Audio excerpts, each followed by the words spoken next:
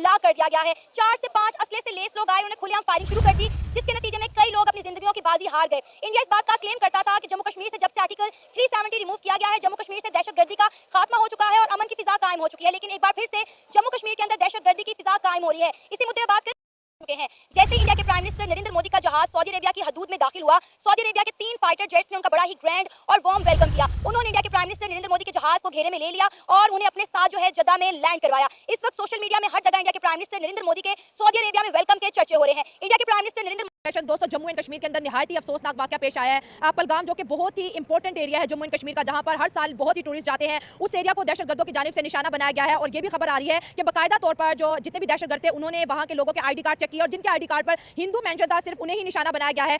जहां पे तकरीबन 26 के करीब लोगों की जाने गई हैं, बहुत से लोग जख्मी हुए हैं और ऐसी वीडियोस ऐसी फुटेजेस सामने आ रही हैं। यहाँ पर थी, क्या बोलते हैं, भेलपुरी खाली से बेलवती साइड में था, एक इंसान है, उसने उसको गोली मार दी। यहाँ पे उसने बोला कि शायद मुस्लिम नहीं है, उसने उसको गोली मार दी। सब है, प्रेशर आप टेंशन मत लो, मेरे बेटे का बच्चा लो। इंसानियत के लिए ना, इंसानियत के लिए, चाहे वो इंडिया में वाकया हो रहा है, लोग ठीक होंगे।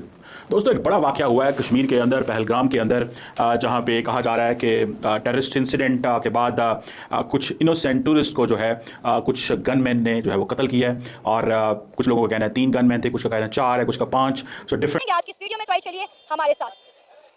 सबसे पहले तो इसमें ना हमें एक चीज़ समझने की ज़रूरत है कि जहाँ भी इस तरह के कॉन्फ्लिक्ट्स होते हैं उसमें ये देखना ज़रूरी होता है कि वहाँ की आवाम क्या चाहती है। अगर हम जम्मू और कश्मीर के मसले को देखें तो सबसे पहले तो हमें ये देखना पड़ेगा कि वहाँ की आवाम का क्या मर्जी है, उनका जो हक़ खुद इरादियत, जो उनको यूनाइटेड नेशन की जो रेजोल्यूशन है उनके अकॉर्डिंग उनको राइट है। उसके अलावा अगर आप इंसानी बुनियादों पर भी देखें तो हक़ खुद इरादियत हर एक इंसान का हक़ है। अगर कश्मीरी के पास हक़ खुद इरादियत लेना उसके लिए दहशतगर्दी है तो वो दहशतगर्दी करेंगे, ठीक है, उनका हक बनता है। अगर देखा जाए तो भारतीय मीडिया का ये भी कहना है कि हमारा बहुत बड़ा सिक्योरिटी फेलियर है, किस तरह हमारे नाक के नीचे इतनी बड़ी साजिश जो है होगी और किसी को कानो कान खबर तक नहीं हुई। दूसरी जानिब अगर हम ये देखें तो जम्मू एंड कश्मीर की इंडस्ट्री आर्टिकल 370 के बाद वहाँ का टूरिज्म बहुत बड़ा था, तो डायरेक्टली इनडायरेक्टली कश्मीर के टूरिज्म को टारगेट किया गया है। लोगों के अंदर खौफ व हिरास फैलाने की कोशिश की जा रही है कि वो कश्मीर का विजिट ना करे। भारतीय मीडिया या भारतीय सरकार जो दावा कर रही है कि कश्मीर के अंदर अमन आ चुका है, कश्मीर सेफ हो चुका है, लेकिन इस वाकये के बाद जो है अब चाहे वो पाकिस्तान में वाकया हो रहा है, देखो मर कौन रहा है, जानवर तो नहीं मर रहे जंगल में। अगर जंगल में जानवर भी मर रहे हैं ना तो मेरे भाई जान अल्लाह पाक ने उनको भी दी है। और ऐसे हाथ काट के देखे ना, कौन है मुसलमान, कौन है हिंदू, कौन है कोई गैर मजहब आदमी, इंसान है सारे। एक ही लाल रंग का ब्लड निकलता है, कौन सा कोई व्हाइट कलर का खून देखा किसी आदमी का, किसी गैर मजहब का? एक जैसा खून है सबका। तो इंसानियत हम सबके ऊपर जो है वो मुसल्लत है। हमने इंसानियत का जो है ना वो दर्स एक दूसरे को देना है और ये इंसानियत के दुश्मन जो इसके हो सकता है जम्मू एंड कश्मीर कहा जा रहा है कि जारी बात है, भारत कहता है कि ये टूरिस्ट हब है और बहुत सारे लोग आपको पता है कश्मीर में जाते हैं, पाकिस्तान वाला कश्मीर हो या भारत वाला कश्मीर हो, लोग जाते हैं टूरिज्म के लिए, इसमें कोई शक नहीं। इंडियन कश्मीर भी बहुत खूबसूरत है और टूरिज्म इज समथिंग जिससे जारी बात है पैसा जो है वो कमाया जाता है ऑन बोथ साइड्स। अब सवाल ये पैदा होता है कि अमित शाह साहब जो है इस दहशतगर्दी के वाक़े के बाद निकल गए हैं और वो चले गए हैं और पहुंच रहे हैं कश्मीर के अंदर। कहा जा रहा है कि इस हवाले से अगर देखें कि मोदी का ये सऊदी अरेबिया का दौरा नहायत इंपॉर्टेंट होने वाला है, क्योंकि मुख्तलिफ प्रोग्राम्स के ऊपर बात होने वाली है। Space, energy, science, technology, culture पे तबादला ख्याल होगा, जिसके बाद सऊदी अरेबिया और इंडिया की दोस्ती मज़ीद मजबूत हो जाएगी। इसी मुद्दे पर बात करेंगे आज की इस वीडियो में, तो आइए चलिए हमारे साथ। असल में बात यह है, जो लोग अपनी हकीकत खुद नहीं समझते, दुनिया उनकी हकीकत कभी नहीं समझती। पाकिस्तान के पास 4 मौसम है, दुनिया की तीसरी। सही है। इस तरह के जो वाकयात हैं इसमें बेसिकली जो मेरा पॉइंट ऑफ व्यू है वो ये है कि इस तरह के वाकयात में सिर्फ और सिर्फ जो नुकसान है वो शहरियों का होता है, सिर्फ और सिर्फ जो नुकसान है वो लोकल पब्लिक का होता है। ना मारने वाले का कुछ जाता है, ना बचाने वाले का कुछ जाता है। तो मैं ये समझता हूँ कि सबसे पहले तो ये देखना चाहिए कि जो वहाँ के शहरी हैं उनकी मर्जी आइडेंटिफाई करने के बाद हर फरीक को टेबल पर बैठना चाहिए। आजकल के दौर में जब हम 21st सेंचुरी में 5th जनरेशन वॉरफेयर में हैं, आप मिसाइलों से और जंगों से नहीं जीत सकते। आज आपको जीतना पड़ेगा डिप्लोमेसी से, नेगोशिएशन से। आप लोग अगर ये समझते हैं कि आप लोग लड़ाई करके जीत सकते हैं तो लड़ाई से फिर नुकसान होता है। तो सब लोगों के अंदर दिमागों में 100 सवाल जन्म ले रहे हैं कि वाकई कश्मीर सेफ है और इन दहशतगर्दी के पीछे जो है लश्कर तैयबा का हाथ बताया जा रहा है। पाकिस्तान के अवाम की तरफ बढ़ते हैं और जानते हैं उनकी राय। मैम, पहले तो आपकी बात सही है, लेकिन अगर हम हिस्टोरिकल कॉन्टेक्स्ट में चले जाए इन इश्यूज़ पे, तो हम अपने पाकिस्तान को देखें, यहाँ पर भी हम जो कहते हैं कि कोई भी काम अगर हम ताकत के जोर पे या हम लोगों के जो वहाँ के जो पब्लिक ओपिनियन है उसके खिलाफ करते हैं तो वहाँ से आपको एक रिएक्शन आता है। अच्छा। जैसे यहाँ पर बलोचिस्तान लोग है ना, ये एक दूसरे के अंदर हमारे अंदर तजाद पैदा करने वाली जो बातें हैं ये करते हैं। यूरोप में तो कई जंगें हुई आपस में, मतलब उनकी बड़ी जंगें वर्ल्ड वार, और उन सबको ये समझ आ गया कि यार लड़ाई का तो कोई हल ही नहीं है। जब भी होता है मुज़ाकरात के ऊपर बैठ के टेबल के ऊपर बात होती है, डायलॉग होते हैं, फिर ये मामला हल होते हैं। ये क्या बात हुई यार कि यार चाहे वो इंडियन है, चाहे वो मुस्लिम है, चाहे वो बाहर किसी का बाहर दूसरे मुल्क का आदमी है, उसको यार आईडी कार्ड देख के मार रहे हो यार। कुछ ऐसी कुव्वतें हैं जो इस मुल्क को जो है तो पहलगाम टेरर अटैक है, इसमें दिल्ली के अंदर बड़ी इस वक्त टेंशन इस वक्त पड़ी हुई है और कहा जाता है कि there is an anger in Delhi, there is an anger in Indian government के इंडिया के अंदर इस वक्त अमेरिका के वाइस प्रेसिडेंट जेडी वैंस मौजूद हैं, भारत के वजीर आजम नरेंद्र मोदी इस वक्त सऊदी अरब के अंदर मौजूद हैं और ये वाकया जो है वो हो जाता है।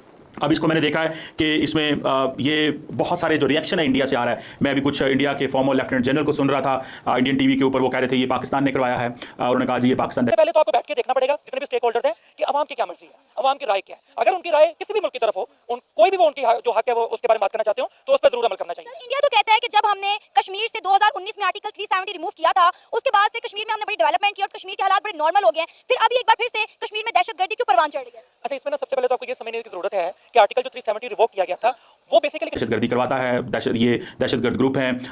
और कई लोगों का भारत के अंदर ये कहना है जी कि ISI इन्वॉल्व होगी इसके अंदर, पहलगाम अटैक के अंदर। और इसी तरह कहा जाता है जी माजी की मिसालें दी जा रही हैं कि जनाब पुराने वक्तों में भी इस तरह के अटैक पाकिस्तान ने ही करवाए हैं, ISI इसमें इन्वॉल्व है।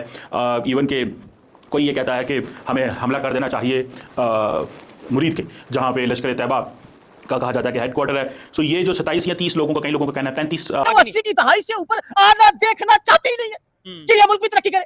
यहाँ के स्कूल के अंदर लोगों ने भाने बनाए हुए, लोगों ने मज्जे बांधी हुई है, भैंसे बांधी हुई है। यहाँ के स्कूलों के अंदर, सिंध के अंदर नहरी निजाम जो है वो एक बंदा पास करता है बिलों को, नहरी निजाम हो गया, ठीक है, दूसरा बंदा आगे मजम्मत करता है, काम तो हो गया, ठीक हो गया, पैसे तो जेब में आ गए, अब पागल किसको बना रहे हो भाई?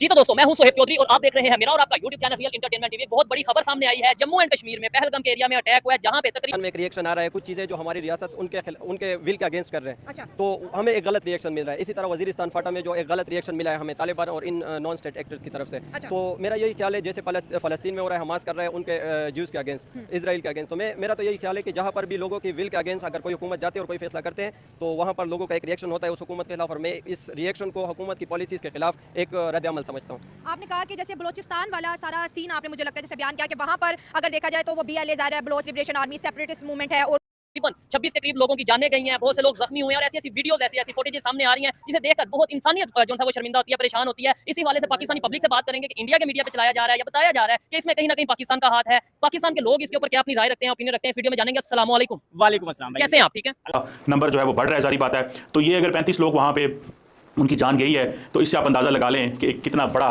सारी बात है, सेटबैक है। ये तो एक ओवरऑल आपको खबर नज़र आ रही है कि there is an anger in India, there is an anger in Delhi. Narendra Modi ने अपना जो पैगाम है वो रिकॉर्ड करवा दिया है वहाँ से, उधर से सऊदी अरब से उनकी ट्वीट जो है वो आ गई है। और अब कश्मीर का स्पेशल स्टेटस खत्म करता है। बेसिकली आप सबसे पहले तो रूट कॉज को ही खत्म कर रहे हो ना।